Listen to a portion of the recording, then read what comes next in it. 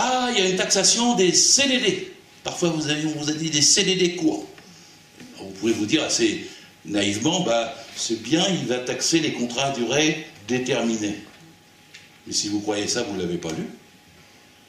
Parce que 80% des contrats à durée déterminée ne sont pas concernés.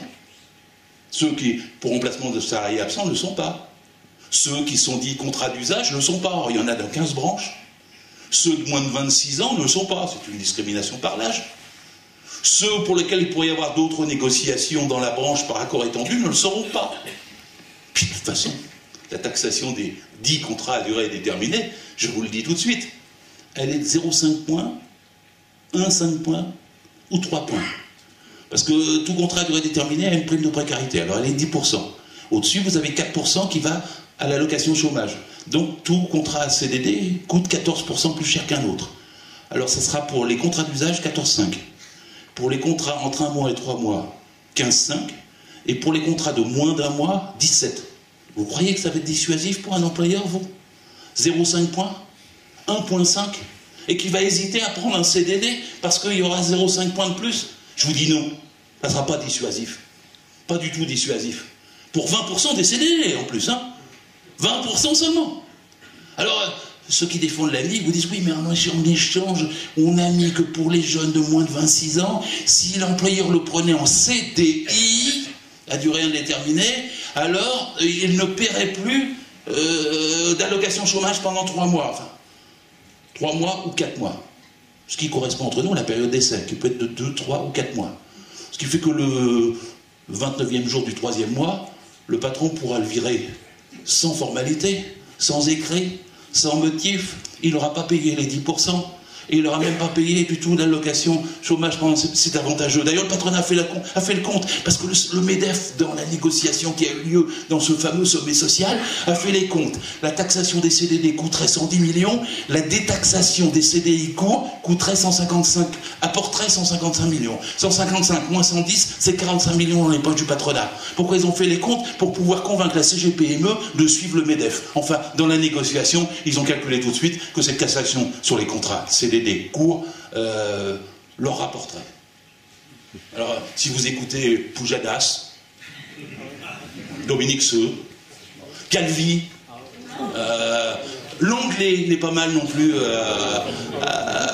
vous parlez de la taxation des CDD, vous allez vous dire que c'est un bon ami. Non, il n'y a rien. Rien. Si vous voulez dissuader les employeurs de prendre des CDD, je vais vous dire comment faire. Mettez-les au moins au prix des heures supplémentaires. C'est-à-dire mettez entre 15 et 25% au moins de majoration. Et surtout mettez un quota. C'est-à-dire pas plus de 5% par entreprise, motivé pour remplacement de salariés absents ou surcroît exceptionnel de travail. Parce que sinon, à Renaud-Douai, vous avez pour 4500 salariés, 1500 intérimaires. Et c'est pas un mode de gestion du personnel qu'on peut accepter. Parce que les CDD, ça a doublé dans les 20 dernières années. C'est presque 15% des contrats. Et on se demande pourquoi. Parce que ça touche les jeunes, ça touche les femmes, les immigrés et les seniors. Mais le corps du salarié, il est en CDI, évidemment. Entre 29 ans et 54 ans, c'est même 97% des contrats qui sont en CDI. Pourquoi les autres alors? Pour des raisons politiques. Parce que c'est ça qui fait courber les chines quand vous êtes en CDD. Parce que vous êtes en attente, parce que vous êtes menacé, parce que vous n'avez pas une sécurité même relative de l'emploi. Et que le CDD, c'est une volonté politique. C'est de flexibiliser. Et je vais vous dire tout de suite quelque chose. La flexibilité, ça ne fait pas de l'emploi. La flexibilité, ça ne permet pas de lutter contre le chômage.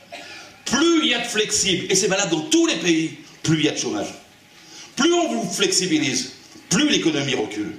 Ce qui marche bien, c'est quand les salariés sont bien formés, bien traités et bien payés. C'est là qu'une économie est compétitive. C'est pas quand on vous enlève des droits, on vous esclavagise quelque part que ça marche. C'est là où ça marche moins bien. Alors vous me direz, alors les patrons, qu'est-ce qu'ils veulent? Ils parlent de compétitivité, puis ils font quelque chose qui est négatif pour la compétitivité. Oui, bien sûr. Ne les croyez pas quand ils vous disent qu'ils veulent la compétitivité. Parce que s'ils voulaient de la compétitivité, ils commenceraient par baisser leurs dividendes. Les produits seraient moins chers. C'est ça qu'il faut baisser, c'est le coût du capital, pas le coût du salaire. Et donc en vérité, ils ne veulent pas de compétitivité, ils veulent des marges, et ils veulent politiquement profiter de la crise pour s'assurer de votre discipline, de votre flexibilité mentale, et du fait que vous ne vous syndiquez pas trop, et que vous ne luttez pas trop. Ça c'est le premier point sur les CDD, je vais aller plus vite parce qu'il y a 27 points.